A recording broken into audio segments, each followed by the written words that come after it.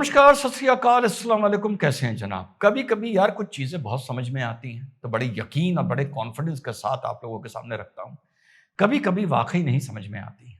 एक चीज़ तो बंगाल को लेकर समझ में मुझे आ रही है। जो आ रही है वो बता दूंगा कि आ रही है, और जो नहीं आ रही है वो फिर से एक बार बता दूंगा कि यार नहीं आ रही है, मेरी मदद कर दो। इतना ज़रूर है कि बंगाल को लेके और बीजेपी को लेके और ममता को लेके जो मैंने कल वीडियो बनाया था, अगर आप कमेंट बॉक्स में जाएं तो बहुत से लोगों ने मुझे ये लिखा कि सर आप बिल्कुल सही कह रहे हैं, बहुत सौ ने लिखा कि थोड़ा इतना गलत कह रहे हैं, बहुत सौ ने कहा आपका जो ए पॉइंट है उससे हम एग्री नहीं करते लेकिन बी वाले ऑप्शन से हम एग्री करते हैं।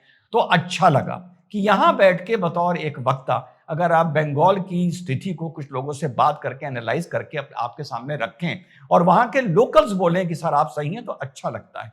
लेकिन कुछ ऐसी चीजें यार जो मुझे वाकई समझ में नहीं आ रही।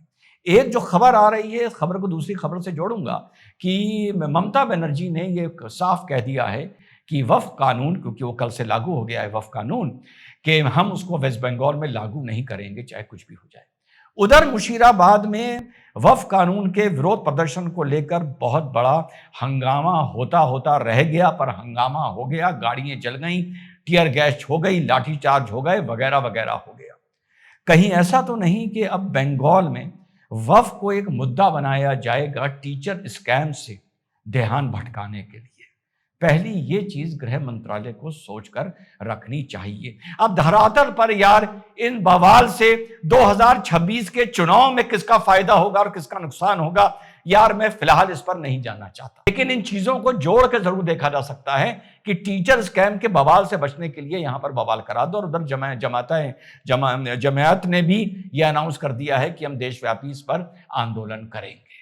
और उधर हैदराबाद वाला बहुत परेशान है। नेक्स्ट वीडियो उसी हैदराबादी पर, चार मीनारा पर एक कंपाइलेशन का बनाऊंगा। और एक बड़ा चौंका देने वाला ऑर्डर एक सुप्रीम कोर्ट से आया है। एक सुप्रीम कोर्ट ने ऑर्डर किया, आप लोगों को पता होगा कि 25,753 जो नौकरियां थी उनको रद्द कर दिया लगभग 9 साल बाद। ये आप लोगों को पता है, इस पे आप बहुत चर्चा सुन चुके हैं। कहानी ये थी जो मैंने पिछले वीडियो में आपको बताई थी। तो साहब जो 2016 में नौकरियां लिखी थी स्कूल सर्विस कमीशन की वेस्ट बंगाल में, लगभग 25,000 24,690 वांट्स निकली थी क्लास 9, 10, 11, 12 के टीचिंग स्टाफ की और ग्रुप सी और ग्रुप डी के नॉन टीचिंग स्टाफ की 24,690, और सिलेक्शन हो जाता है 25,750 लोगों का। यानी नौकरियां बढ़ा दी कि पैसे आ रहे हैं तो भैया 2, 4, 100, 500 नौकरी, 1,000 नौकरियां बढ़ा दो। और ये बात मैंने आपको इसके लिए बताई थी क्योंकि ये बड़ा एक इंपॉर्टेंट कड़ी थी। वरना 5,753 आदमी बता देता है 25,000, लेकिन 24,690 नौकरियां निकली थी और 25,753 लोग लिए गए। ये लगभग 1,000 आदमी एक्स्ट्रा एक कैबिनेट के डिसीजन के बाद लिया गया, जिसको कहा जाता है super numerary post. Super numerary का मतलब हो गया जो गिनती से ज्यादा अगर आपको आगे जाना हो, जो चीज सैंक्शन है। तो ये बात हुई थी। इसमें एक और रिट चल रही थी। रिट वो ये चल रही थी कि ये कैबिनेट ने, ममता कैबिनेट ने ये फैसला क्यों लिया, भ्रष्टाचार का स्रोत यही है।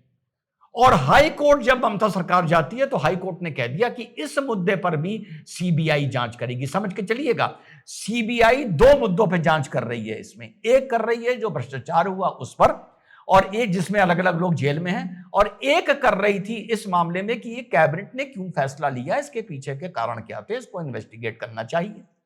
अब कैबिनेट के फैसले के बाद 1,000 सीटें जो बढ़ा दी गई, सुपर न्यूमररी पोस्ट जो बढ़ा दी गई, तो ये तो पता है ये 1,063 लोग भैया पैसे वाले थे, पर ये कौन थे ये नहीं पता है, ये नहीं पता है।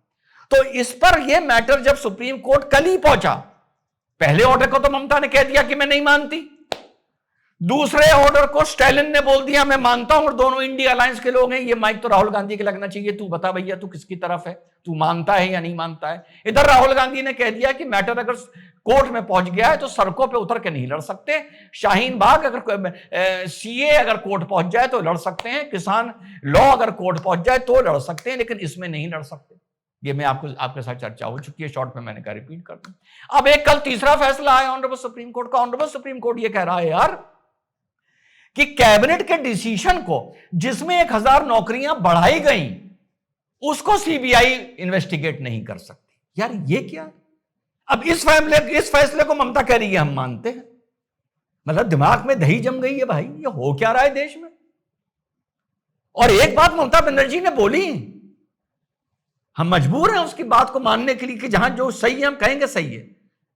ममता बनर्जी कह रही है कि जज के घर में करोड़ों पकड़ा जा रहा है, उसका ट्रांसफर हो रहा है, और यहां पर एक अनुमान लगाया जा रहा है कि अनुमान क्योंकि नहीं लगा पा रहे किसने पैसे दिए, पकड़ नहीं पा रहे, तो आपने सबकी नौकरियां सबको नौकरियों से निकाल दिया, जज का सिर्फ ट्रांसफर किया। ये क्या है? अब इस बात पे यार क्या मैं ममता के खिलाफ खड़ा हो जाऊं? सही बात तो है कि ये क्या है, नहीं समझ में आ रहा। और मुझे यह भी समझ में नहीं आ रहा कि अगर ममता इन नौकरियों के जाने के खिलाफ रिव्यू में चली गई सुप्रीम कोर्ट में, नोटिस इश्यू होगा केंद्र सरकार को, तो केंद्र सरकार वहां पे एफिडेविट क्या लगाएगी कि ये नौकरियां सही गई या नौकरियां गलत गई? कुछ तो बोलना पड़ेगा भाई, कुछ तो बोलना पड़ेगा। तो जो चीज स्रोत थी बेईमानी की, वहां सुप्रीम कोर्ट कह रहा है कि यार इसको इन्वेस्टिगेट सीबीआई नहीं कर सकती है। छात्रों को बलि चढ़ा दिया, सहियों को चढ़ा दिया। अबे यार जो ईमानदारी से गए 8 साल बाद वो ओवर, ये प्रैक्टिकल सोचो। यही आदमी को हमेशा एक तरफ नहीं चलना चाहिए कि ममता फंस गई तो मैं ताली बजाने लगूं। अरे भैया 9 साल हो गए, उनकी शादियां हो गई, लोगों की उनके बच्चे हो गए, उन्होंने घर लोन पर ले लिए, वो ओवर एज हो गए, आज वो नौकरी से निकाल दिए जाएंगे, वो कहां जाएंगे? वो कहां जाएंगे? और भ्रष्टाचार हुआ है ये सुप्रीम कोर्ट मान रहा है, और सुप्रीम कोर्ट ये भी कह रहा है, पता है सुप्रीम कोर्ट को वो 1000 नौकरियां जो आखिरी मौके पर बढ़ाई गई, उनमें वो तो बढ़ाई ही भ्रष्टाचार के लिए गई, लेकिन सुप्रीम कोर्ट कह रहा है यार इसका इन्वेस्टिगेशन ना करो। और मुंह से थोड़ा सा डरता हूं कभी कभी, क्योंकि मुंह से बोली बात कभी कोई सच हो जाती है तो अक्सर तो मुझे अच्छा लगता है, लेकिन कभी कभी खलता है। तो इस बंगाल की इशू को लेकर मैं एक बात नहीं बोल रहा हूं, पर इशारे में बोलनी जरूरी पड़ रही है। इशारे में, बंद लिफाफे में, इन 25,000 छात्रों को लेकर कोई अगर घटना हो गई ना, किसी 1 2 3 छात्र को लेकर कोई अगर घटना हो गई ना, समझ रहे हैं ना क्या कह रहा हूं, तो यार इसमें लेने के देने पड़ जाएंगे। किसके लेने के देने पड़ जाएंगे मुझे समझ ही नहीं आ रहा। इसमें सुप्रीम कोर्ट का ऑर्डर है तो दीदी के लेने के देने पड़ जाएंगे, सुप्रीम कोर्ट के लेने के देने पड़ जाएंगे, या केंद्र सरकार के लेने के देने पड़ जाएंगे। क्योंकि लेटेस्ट खबर जो आ रही है वो ये आ रही है कि अब ये जो शिक्षक हैं ये भी हिंसक होते जा रहे हैं। घेराव कर रहे थे, वहां पे तोड़फोड़ हो रही थी, बैरिकेडिंग तोड़ रहे थे, वहां पे लाठीचार्ज हो गया है। तो केंद्र सरकार को यह भी समझना चाहिए कि ममता वो चीज है कि इस मामले की से ध्यान भटकाने के लिए वक्फ के मामले को हवा दे सकती है, वो चिंगारी को आग बना सकती है। इसके लिए भी तैयार रहना चाहिए भाई। स्थिति जो मैंने कल वीडियो बनाया था बड़ा अच्छा लगा, लोगों ने कहा कि साहब आपने एनालाइज बड़ा अच्छा किया बंगाल को, लेकिन मैं सही बता रहा हूं, मेरे दिमाग में कुछ डॉट्स हैं जो ज्वाइन नहीं हो पा रहे, and I am finding my self in A vacuum के क्या इक्वेशन और क्या समीकरण बैठेगा। वेस्ट बंगाल, टीचर्स, वक्फ, सेंटर, सुप्रीम कोर्ट के अलग अलग चौंका देने वाले आदेश। एक आदेश सबको झाड़ू लगा के हटा दिया, एक आदेश जहां पर बेईमान बैठे हैं कह दिया से सीबीआई इंक्वायरी नहीं करेगी। तो स्थिति बहुत ही मुश्किल है, और बड़े कभी कभी मैं कॉन्फिडेंस से अपने कभी कभी क्या अक्सर मैं कॉन्फिडेंस से अपनी बात रखता हूं और मैं कहता हूं यही है और ये है, लेकिन यहां पर भैया there is a question mark मेरे माथे पर।